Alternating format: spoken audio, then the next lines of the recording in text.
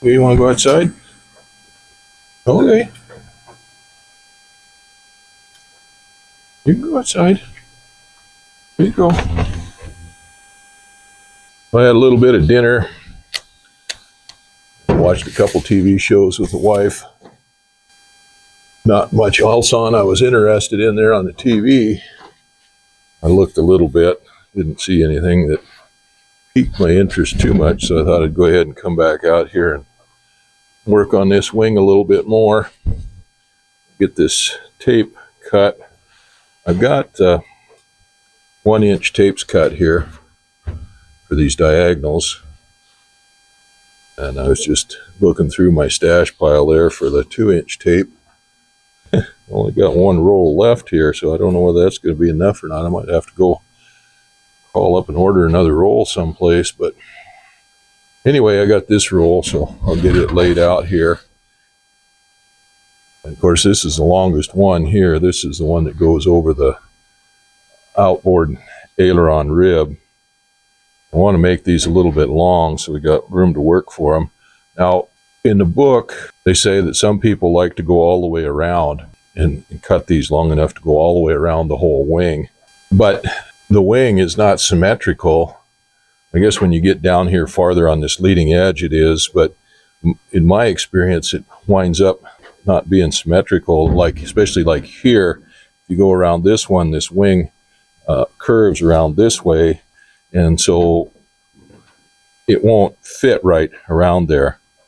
But what I've done with them in the past is cut them so that the two meet here in the middle underneath where this 4-inch tape is going to go on the leading edge, and the same thing on the back end. And generally you want these tapes to be so that there's no free end on the tape, that every tape is covered up by some other succeeding tape. That's not going to exactly work on these stub ribs, on these nose ribs, short ribs, because I'm going to cut them off with a curve back here, but they're going to be covered up right here with this tape that goes over the spar, but the free end of that's going to be, well, free. So anyway, I'm going to cut that a little bit long, so we'll be trimming that up a little bit. I'm going to let them hang out long over the front because they will be trimmed up some more. They'll be mated up with the ones that come from underneath there on the other side. And then the same thing on the trailing edge. This outboard rib, it can go in underneath this tape that goes around the wingtip here on the leading edge, and I'll match it up back there on the back end with where that seam is back there.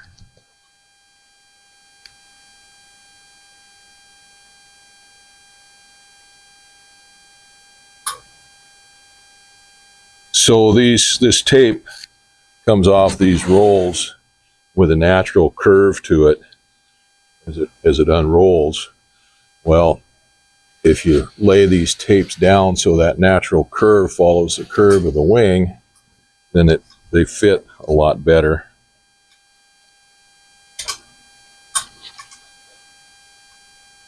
Easier to get them to lay down.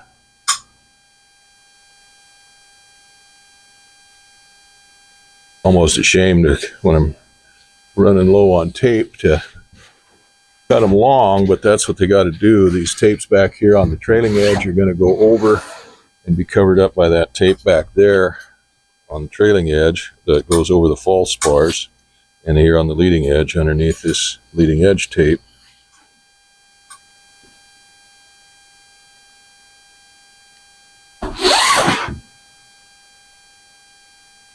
So you got to have enough room on them to trim them up and to make sure they get where they're going, and then be able to trim them up. Going through my supplies, I need 4-inch tape and 3-inch tape, and I've got plenty of that in some bias tape. I think I've got plenty of bias tape. I've got some 2-inch bias tape. I don't know what I need with that. I've got lots of other tape, but I'm running, the most tape that I use is this 2-inch tape. There might be enough here, but I better get on the phone tomorrow and order some more. So there's my tapes cut out. I guess I better get my armor on here. Put my gloves on and stuff and get the poly brush mixed up.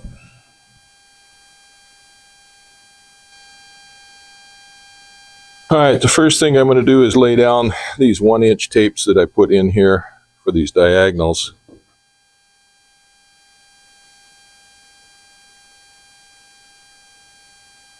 So I've got a bed of poly brush down. I'll put another bed of poly brush down.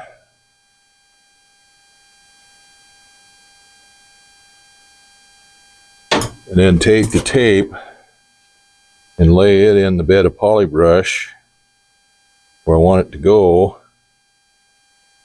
Take the brush, which is relatively dry, and rub this tape down in and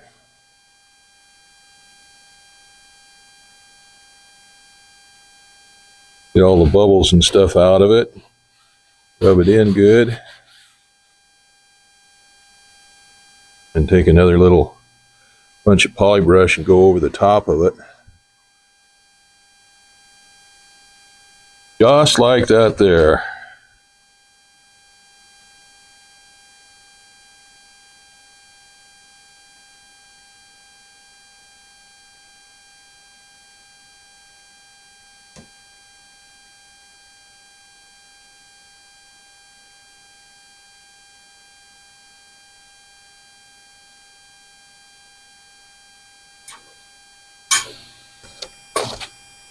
Okay, now I got all those 1-inch strips down. I'm going to let those settle in.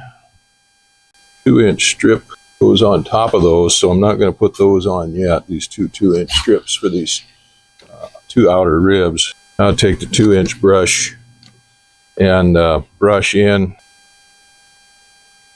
this strip right here.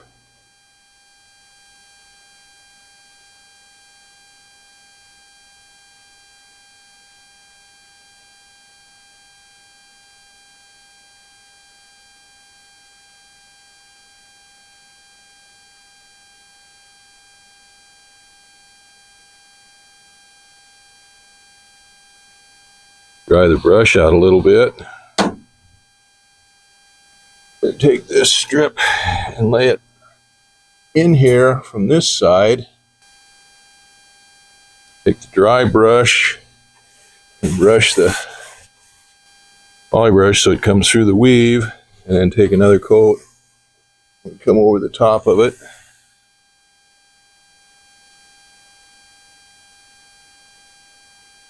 And I think I better go around to the other side on that one and do it, or this one dries out. Right.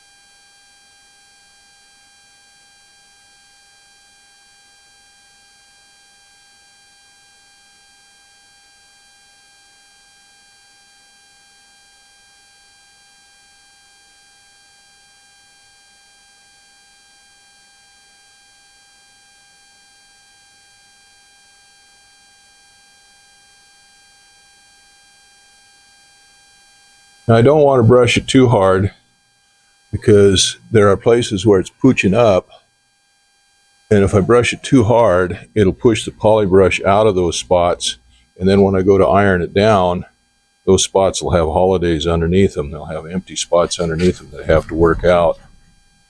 That becomes kind of a pain. Oh, maybe I should have 2 carts here so I can run back and forth. I kind of want to get these all together before that poly brush sets up on the one that I do. It's going to mean going around and around the merry-go-round here.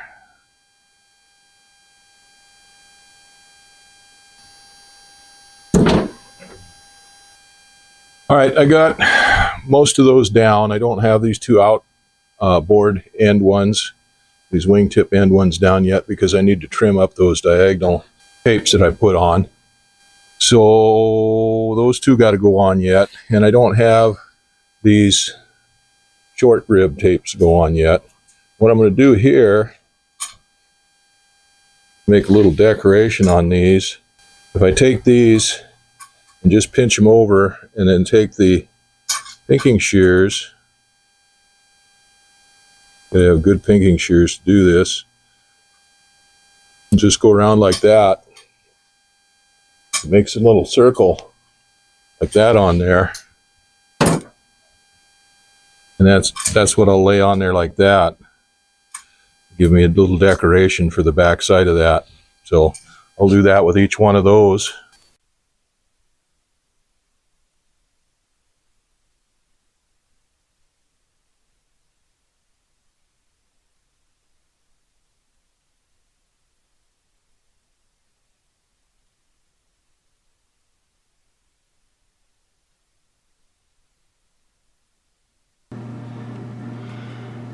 You know, my lavalier mic quit sometime last night when I was finishing up this taping. I don't know how far it got, but anyway, we got the taping taped down on this top side here, the finishing tapes on the ribs and stuff. We got short sections that go here.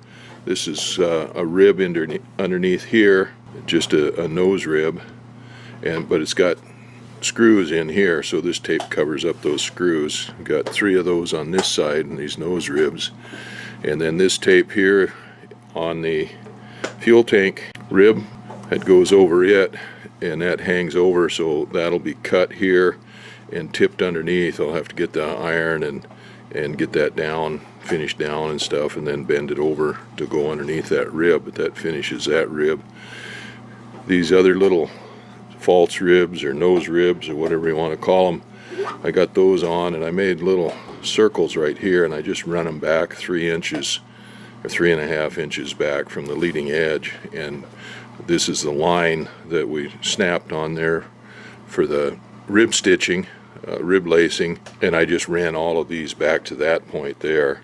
Well, that covers up these screws, finishes those up. This inboard section of the leading edge, they don't show through or anything, so it's just basically to cover up these screw heads and add a little extra protection over those. Even though they have anti-chafing tape underneath them, that still would be a wear point. Any snow and stuff like that sliding over this is going to be a wear point over those screw heads. So the other ones are done here, all the other ribs. Got them full length of there. Now we got some little holidays here where the tape doesn't fit down perfect for one reason or another. So that I'll have to come back with the iron now and smooth these out. And then here where the pinked edges are, those are rough because the pinked edges have a lot of extra fabric sticking out, kind of end grain, and that absorbs a lot more of the poly brush than the rest of the fiber does. So it winds up being sticking out and being rough there. Well, anyway, those are done, and these 2 diagonals here, I've got them butted up against the rib right there, so that line will kind of disappear in that when we get the finish coat on it. And I didn't finish them down on that other end because I'm going to have a finish tape go across that wing spar right there, and I'll have to mark that out and then trim those up. They'll be covered up underneath that finish tape that goes over the wing spar. We've got the tapes, some of them I got a little bit short, but some of them a little bit longer, but those will be trimmed up right here to mate up with the tape that comes under from the underside. I've got enough of that to do that, but I'm running short of tape, so I got up early this morning, called Stoddard's, and ordered a new roll of finishing tape. They're going to try to get it in the mail today, so it should be here in 3 or 4 days. Now these nose ribs here, we get that back past where the leading edge skins go all the way back up over the spar. These ribs stick up and they needed a little extra protection there, so that's where we needed the finishing tape on those. But just to make everything balanced, I just went ahead and ran them all the way into the wing root like that. Same thing on those, they're run back to this same line back here, so it's all nice and even, and they've all got a nice little curve on them. And like I said, I got to get the iron and work on these a little bit to get them ironed down, to get them finished. And then down here on this last rib, this one's always the hard one because there's such a curve right here. It really comes over that rib right there and drops down pretty good, so that's always a hard one to get stuck down.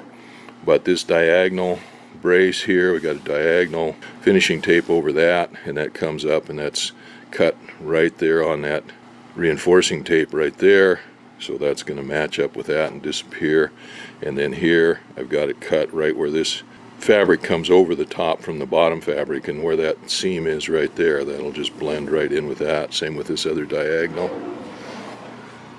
and these diagonals the same thing. So we got a little bit of hangover here on the tail end, and those will be met with the fabric with the finishing tape on the other side, and then they'll be covered over with finishing tape that goes across the trailing edge here, the false bars here, that all hangs down. So I'm running short of 2-inch finishing tape. I won't be able to do the other side until I get that new roll. So I guess what I'm going to go ahead and do is finish this top side, and I've got a grommet to fit on here and a doily to fit over that. So I'll have to get that made up and glued down, and then put those finishing tapes over the wing spars. And then by then, I should be getting closer to having the new roll of finishing tape. I'll go ahead and turn the wing over and work on the bottom. And we got a lot of work on the bottom to do. There's a lot of grommets to go in there, and a lot of doilies and stuff like that to put on. That bottom is pretty busy. So I'll have a lot of work ahead of me that I can do while I'm waiting for that finishing tape to get here, and it's not really going to slow me down any waiting for that. Well, right now I've got to get my iron out and get it warmed up, set up to start working over these tapes. I went over all those finishing tapes with the iron and got it all smoothed out. There was some voids in there, I got those knocked down, and then I took a little bit of polybrush just on my finger and worked it into those voids to kind of glue them down a little better than just not having anything underneath them. I laid out the lines for putting the finishing tapes over the wing spars here on the top, and I laid out the tape for the front wing spar, but I just run short on the rear wing spar by about 2 or 3 feet.